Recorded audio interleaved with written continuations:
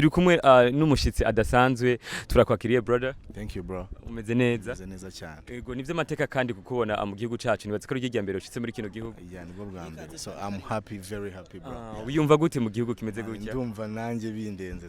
Ntago namenye icyo nahita mvuga none ariko I'm happy. Nk'ahantu mfite public nini ifite abantu bakunda indirimbo zanjye hashize igihe kinini.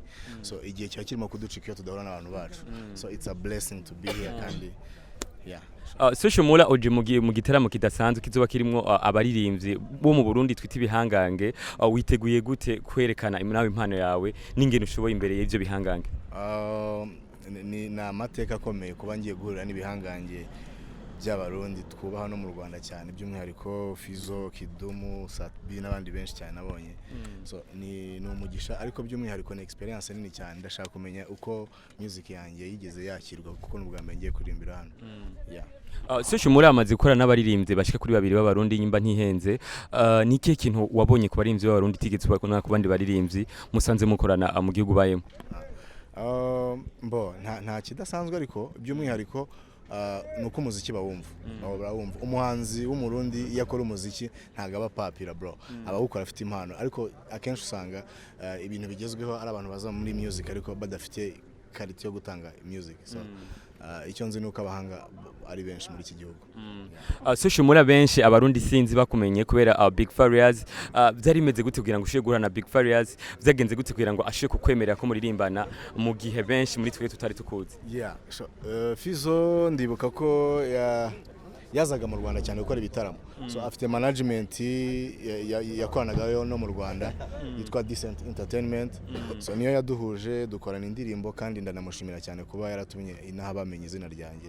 Nubwo wenda nagize amahirwe yo gukora ibindi bikorwa nyuma bakagenda babimenyaho ariko yagize uruhare runini cyane kuba bamenye izina Social Mula n'ahanga. So byari bikomeye cyane bro. Ninkubwira ngo Fizzo ari yoroshya cyane ntago numvaga ko bishoboka kuko ngiye twahuye ngiye gukora indirimbo twarabanje guhura ndi muri show ndi umufana. So urumva ko byari umufana wiwe Yeah, sure. Of course still bro. Okay. Yeah.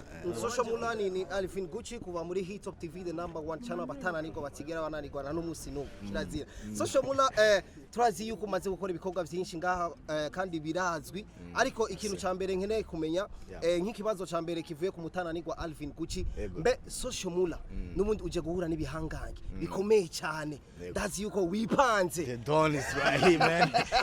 Ndazi yuko wipanze bro ni biturimo no gufashanya Don niba yarambwiye ati muvandimwe ndagukeneye uzaza hano dukora ibi bintu hari cyabiteye twakoranye project ariko noneho nk'urugero umuntu yitwa Daboje afite projet ya Danger n'umuhanzi witwa Keniso je narayumvishe ndayibatuye rero izabirenze urumva ko niba ndi kumwe na The Don na Keniso ari kumwe na Daboje Fizzo yakoranye na Platini. So ni ibintu byiza cyane turi gufashanya kugira ngo tuzamurane nkuko byahoze bro.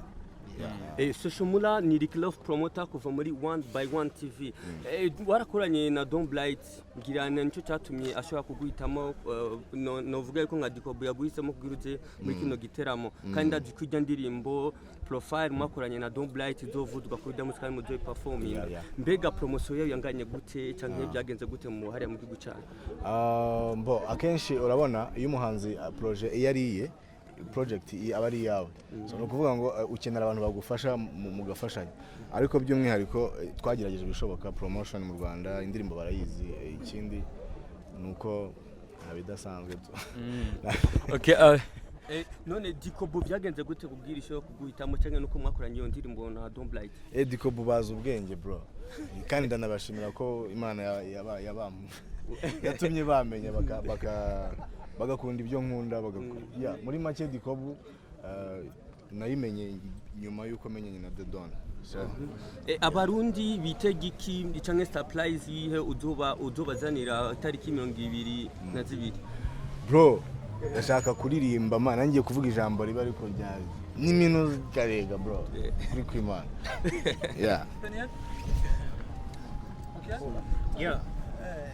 social mura twitege donc abantu benshi bari biteze donc barakwiteze muri concert but bashobora kuvuga uti is the first time change kangaje je sais pas je mu Burundi ariko bashaka kumenya hano nka surprise nyine uvuga uti jewe ko nshitse mu Burundi reka nakace ndagakorera ko ngire ko direct nyene urumva ko ntago kabura bro ntago naza mvuye hari yangu nta surprise hari ariko surprise hari ya mbere nuko nishimiye gutaramira hano bwa mbere by'umwihariko niyo surprise irenze niba abantu narakoze indirimbo kera mu myaka 8 ishize 7 bakaba bari bazi indirimbo zanjye singira amahirwe kuza ega tuvuga ururimi rumwe nicyo bintu cya mbere binshimisha kuba nshaka kuririmba indirimbo kuva itangiye kageze irangiye ari ikinyarwanda ukayumva surprise zaba ari nyinshi ntazagira umuntu ubura cyangwa cyererwe atazasanga ari ibyaye mugiteramo nigiki mumwipfurije mu Burundi kuko muri no bamwe mu bagerageza kwerekana ko ishusho uburundi rifise mu makungu atari ryari ndi benshi bibaza ahubwo ari ishusho nziza cyane karibu murakoze manze kwashimira mwebwe aba journalist ingene mwama mwitaho ingenzi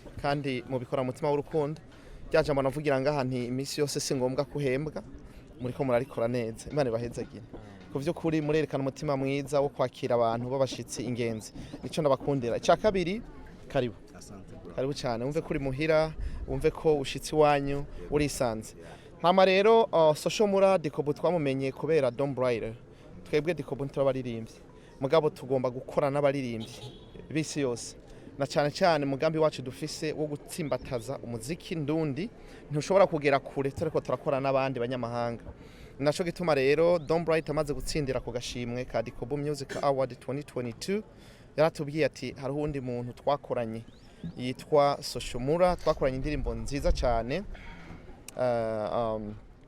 shaka kugushira kuri profile maze no kugushira kuri profile ibintu nk'ivyo bo niho numvise go ririmbo bo turavuga ati go nimbo ni gwiza kameme hama rero turavuga tuti okay icyo dushaka no kwagura akarere rero twaciye twiyumvira ko nawe twomuzana kugira ngo aze gushigikira mwene wabo bakoranye hanyuma hariho nabandi baririmbyi bakoranye na Don Bright abo muri Tanzania nabo bari ko bari ngaha ariko kubera ko imvo zitandukanye ntivyakunze ko bashika ariko nibaza ko mu bitaramo tuzokorera hagati mu gihugu nabo bazoba bashitse kuri iki ca 2022 ntazoba bahari ariko Dicobu turategekanya gukora ibindi bitaramo nka 2-3 mu gihugu abo bandi rero banyamahanga Kongo na Tanzania turafise abandi bazoba bari kumwe bashobora kuba bari kumwe n'aba bantu bariko barakora ibitaramo hagati mu gihugu intumbero yacu rero ya Dicobu no guteza imbere ugwaruka no guteza imbere inyigisho indero n'inyigisho mu gwaruka ariko kandi kugira ngo dushikirwe gwaruka twifuza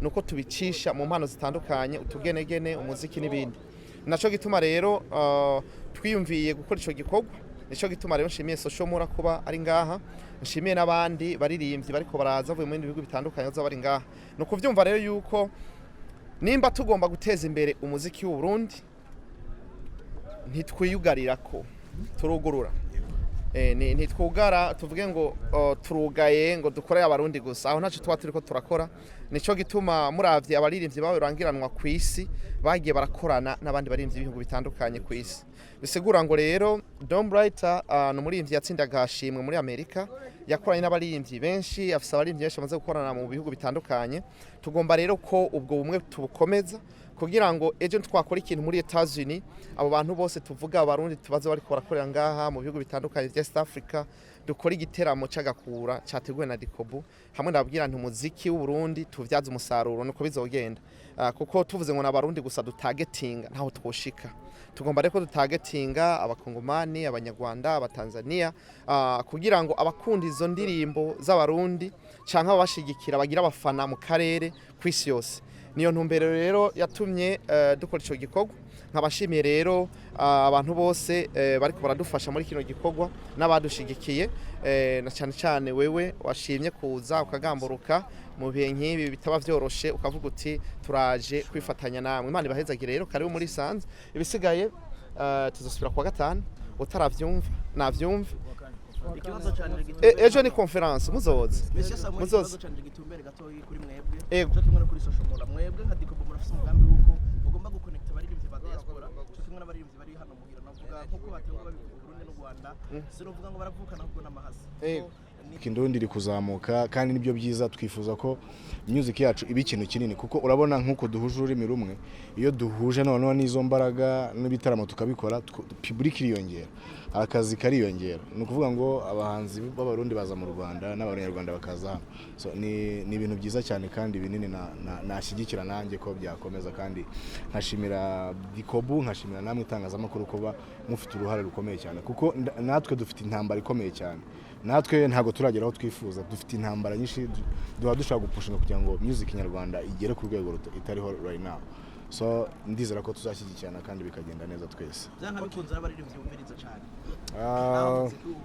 numviriza Fizzo numviriza Sat-B numviriza Double numviriza Kiriku numva D1 numva ni benshi bro ni benshi kabisa